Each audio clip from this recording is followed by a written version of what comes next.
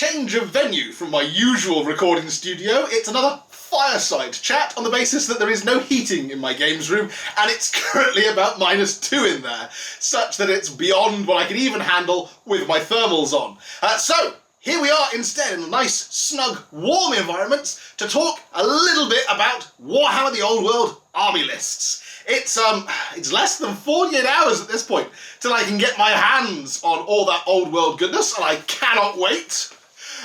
What I want to talk to you a little bit about today is thematic army lists, and in particular the narrative lists that I feel that the Ravening Hordes and the Forces of Fantasy army list books are going to afford us. So buckle in and let's get started. What do I mean by narrative army lists? Well, what I'm talking about here, to give you an example, this is the 6th edition Warhammer Fantasy Empire army book. It was a great army book, I really liked it. It gave us the structure of the Empire army that we're kind of seeing in a way in the Forces of Fantasy army list in the new Old World game. But tucked away at the back of this particular style of book was what was known as the Hosts of Men list. And this was really 6 different ways in which you could structure your army list. So although there was a particular way in which an Empire army could be put together, the main part of the book, purely to something to play against your friends or to give a narrative way to play, not really something that was intended to be used for tournaments or anything, they created a series of themed narrative lists, such as the Artillery Train of Nuln. This was an army list where you would have as obviously the same kind of state troops, spearmen, halberdiers, handgunners and so forth that you got in the normal Empire army list, but you also got to take cannons and mortars as core choices. And things like knightly orders, Knights of the White Wolf and so forth were made into rare choices, and things like the knightly Grand Masters were completely taboo in this army. It was centred more around creating a gunline army. And it's a nice way of showing that they could give and take in building a narrative army list. They gave you access to more war machines, but took away some of the harder hitting kind of characters and cavalry elements, or made those rarer in the army, so that your army wasn't simply all conquering and woohoo, I can shoot everything with 5 bajillion cannons, mortars and hellblaster volley guns, yah boo to you. Another example, the alternative version of that, the Crusader army list. This is something that they fleshed out in the Citadel Journal a few years later. But again, essentially here, you can have any number of knightly order units, and you have to have like a Grand Master to lead your army. But there's no war machines whatsoever, because they simply wouldn't survive the forced march that this kind of knightly crusading force was supposed to portray. Similarly, we had similar lists in the Dwarven army book, so tucked away in the back of this you had things like the Engineering Guild expedition, which again, lots more kind of war machines, cannons, flame cannons, organ guns and so forth. Options to upgrade a Thane or a King to be a Master Engineer or a Guild Master, but limitations on what kind of anti-rune magic and so forth you could take. But alternatively, there was things like the Undgren Angkor Force, which essentially was like an underground force, essentially something that patrols the underway, the great ancient dwarven roads that link the dwarven cities. So you'd have miners and ironbreakers as your core, but a limit on terms of what war machines you could have. Things like bolt throwers of very little use in the underground caverns, where something short range like an organ gun, much more useful. Orcs and goblins, likewise, you had things like Night Goblin army lists, or Black Orc army lists, or one of my old favourites, the Troll Country, or Badlands army list. Yeah, you can tell why that appeals to me, given some of my previous videos. What I thought it would be fun to do, this would obviously be easier if I had my hands on a copy of Forces of Fantasy and Ravening Hordes, but like I said, less than 48 hours and counting. But what I thought I would do is play around with the army lists as they've been published in Warhammer The Old World and see whether any of these kind of thematic army lists that were published way back in 6th edition could still be created using the more kind of slightly relaxed structure of army formation that's present in the Warhammer The Old World army lists. So, here we go. I haven't looked at some of the more esoteric ones like Skaven or Vampire Counts yet, because although they had some cool thematic army lists like Bloodline army lists, Clan army lists in the back of their 6th edition army books, we don't have the PDF rules yet. I'm still, fingers crossed, hoping that those are going to get released this weekend so that everybody who's got some kind of square-based army gets the chance to play. Again, fingers crossed. Games Workshop, we'll see. But therefore what I've done is I've played around with, and this is something I mentioned in my video last week, the Old World Army Builder website, which actually now has been turned into an app as well, so it's even cooler. It's a free app you can download on your phone. This isn't something that's got stat lines in or anything like that, or rules. It's purely points values. It is a straight up build it yourself army list builder, and it's great for that because it's great to kind of just play around, play with the different options. They've programmed in everything that we know from the leaks that have kind of previewed on YouTube. I would definitely recommend give it a check out if you fancy playing around and building some army lists. But so what I've done is I've used that. I'm going to throw some screenshots up as we go. I've used that to see whether a random selection of these army lists from the back of the 6th edition army books can be built in Warhammer The Old World such that you could create a similarly themed or thematic narrative army. Let's see. So, I mean, first things up, I mentioned the dwarves. I've only done one for the dwarves, and it was a nice. I looked at it and kind of went, well, what's a standout list here? And I considered doing things like the Karak Kadrin Slayer army, but we don't have things like the Slayer King. I also considered the Slayer list from Storm of Vengeance, but again, there's a load of kind of extra options like the Grudge Thrower and the Whirling Doomseeker type characters that just aren't present in the Old World at the moment. So I've looked at what is present in the Old World, and could you still use the Forces of Fantasy Dwarf on Mountain Hold list to create this army? And I've looked at the Engineering Guild Expedition list. So first things first, we can't unfortunately give the upgrades to our king or to any of the thanes to make them master engineers or guild masters, so they don't get any of the artillery master rule. So that's a slight shame, and I did look to see whether there were runic options that I could give a king or a thane to make them akin to an engineer, but that's simply not there.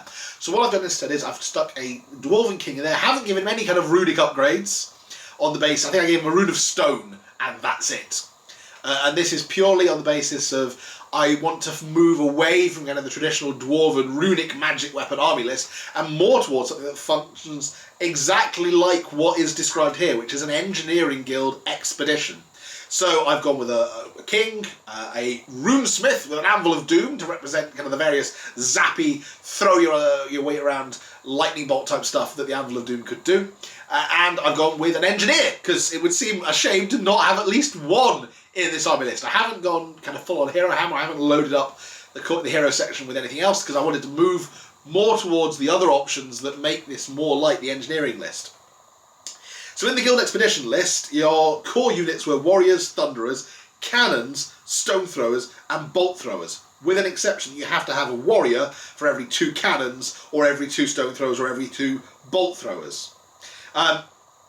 What I have done is I've taken a unit of warriors, unit of thunderers, and then I've taken 2 cannons, 2 bolt throwers, 2 gyrocopters. I've taken 2 organ guns, a flame cannon. I've snuck in just a few extra little bits in there, like a unit of 5 of the kind of Dragonfire Ironbreaker type dudes, on the basis that they feel like they would fit in an engineering list because of all kind of the black powder fire type stuff. Likewise, I've thrown just a unit of rangers of crossbows in there because I like the fact that you can give their leader a brace of pistols, and that seemed quite cool. But otherwise, the way in which special choices and the limitations on war machines in the Dwarven Mountain Hold list work mean that I was fairly easily able to fit loads of war machines into a Dwarven army. So, I mean, literally, in terms of infantry, I've got my warriors, thunderers, some rangers, and 5 of the little Dragonfire handgun dudes. That's it. Everything else is big bada boom, bada boom. It's cannons with runes on them, like rune of accuracy, rune of reloading. It's bolt throwers with the rune of skewering. It's 2 organ guns. You're allowed 2 organ guns per 1,000 points and 2 flame cannons per 1,000 points. So, I mean, what I've done here is I've done 2 organ guns for the first 1,000 points, then a flame cannon for the second 1,000 points. You can have up to 3 cannons per 1,000 points. I think that was a little bit excessive. I did think about taking just as many cannons as possible and seeing what happens when you just fire endless cannonballs down the field. But I thought that was a little bit too beardy. And I don't want to make a beardy list, I want to make a narratively themed list. So that's what I've gone for here. And yeah, I would say that one, let's mark that as proved. That one was achievable. Moving on then, still within the same vein, I mentioned the Nuln army list that features in the back of this. Again, it's a similar one where you've got cannons and mortars, and you've got to have infantry for every kind of cannon or mortar you took. So I've taken units of Albineers, I've taken units of handgunners, but I've also taken a number of cannons, hellblasters, Pistoliers, Outriders, given that Outriders originally was supposed to be members of the Engineering Guild of the Empire, testing out their new repeating handguns. I thought that was a cool option to throw in there. I've got my Engineer in there, I've got a Wizard in there, I've got all the things I think would still make a cool army list, but I put the preponderance of the state troops towards things like handgunners, towards things, I mean I put some Pistoliers in there, although people say that Pistoliers aren't great in the Old World edition because of the impetuous rule, but still, I've looked at it and it is eminently possible, I have determined, to build an artillery train of Nuln list exactly like features in the back of the 6th edition book using the Forces of Fantasy list. Testing a little bit further, there is the Sigmarite army list. Now this is something I really wanted to do way back when I was doing a 6th edition army, and I just didn't get round to it, so it's something I may have to revisit at some point in the near future. So the Sigmarite army list is formed around your core units being nothing more than Free Company, Archers, and Flagellants. What I have therefore done is I have maxed out big units of Flagellants. There's 20 Flagellants in there with like Prophet of Doom and Standard Bearer. There's another team of 10 Flagellants in there. There's big units of Free Company, big units of Archers in there.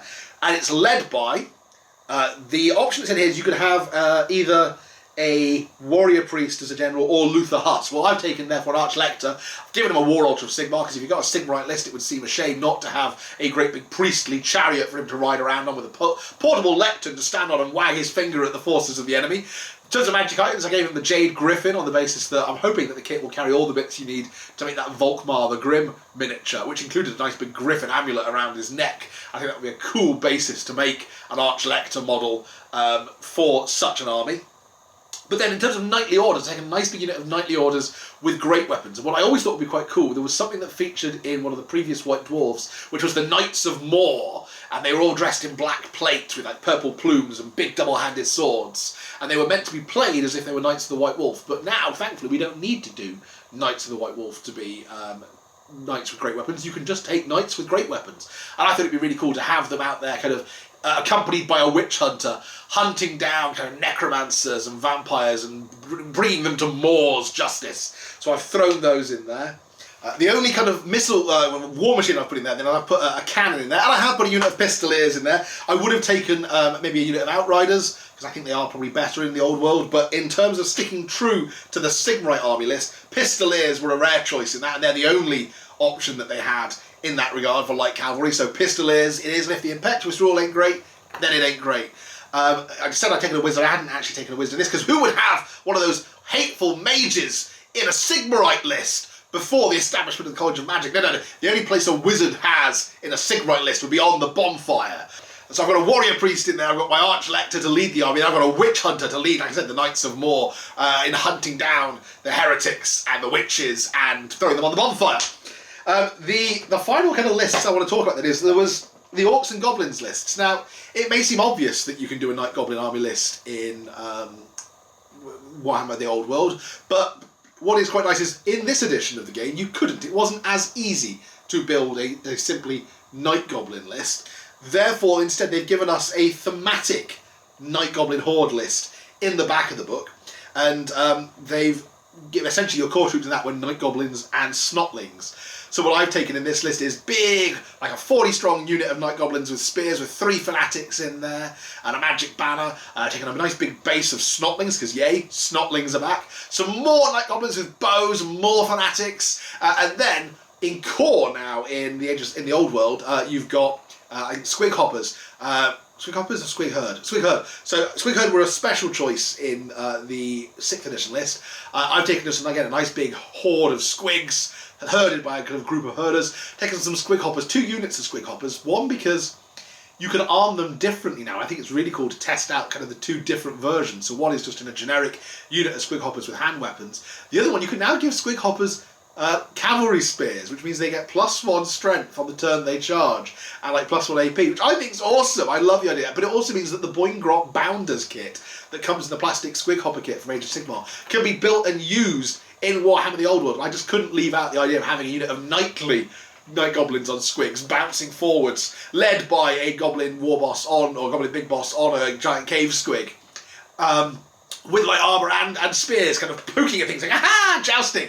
Kind of like the little goblins from Knights from Labyrinth. So those have got in there. I've got to have some stone trolls in there, because what are the night goblins without some help from their big, slow-moving friends? And I figured a giant belonged in there as well. If I were to convert that as an awesome conversion, I'd seen somebody did using the plastic tree beard kit, but they'd kind of carved off much of the face and replaced it with a great big death cap mushroom hat and made it into a giant walking fungus, which I think is an awesome idea for a giant. I'd love to have a go at building one of those myself, maybe someday sculpting that giant mushroom.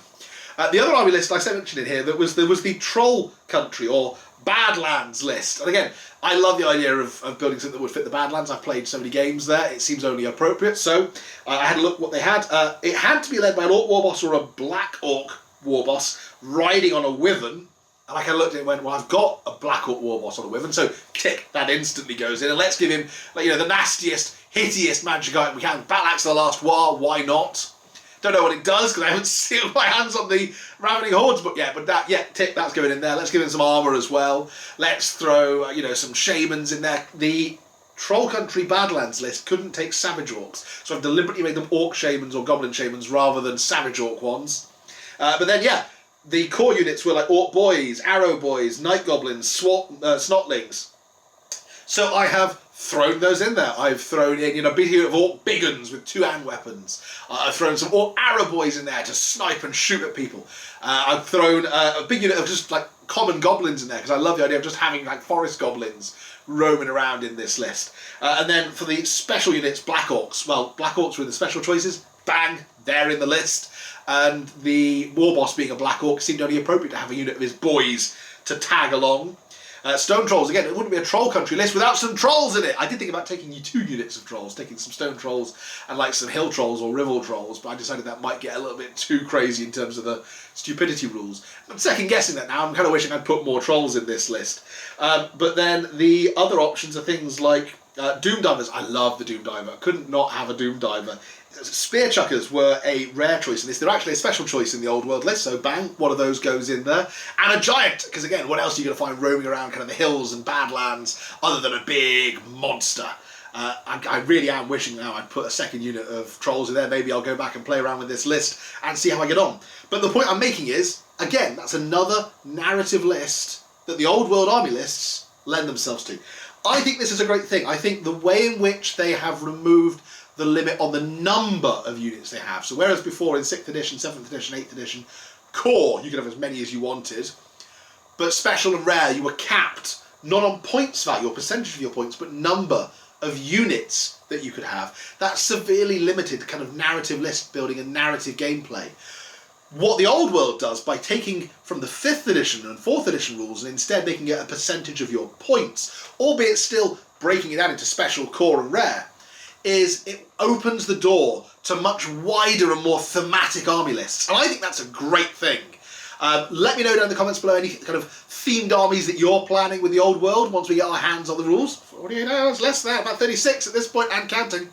And yeah, I hope you've enjoyed just my random thoughts on the fact that you can make these cool narrative army lists in Warhammer The Old World. I'm certainly looking forward to seeing what it means on the tabletop, what kind of cool thematic narrative battle reports myself and Michael can come up with.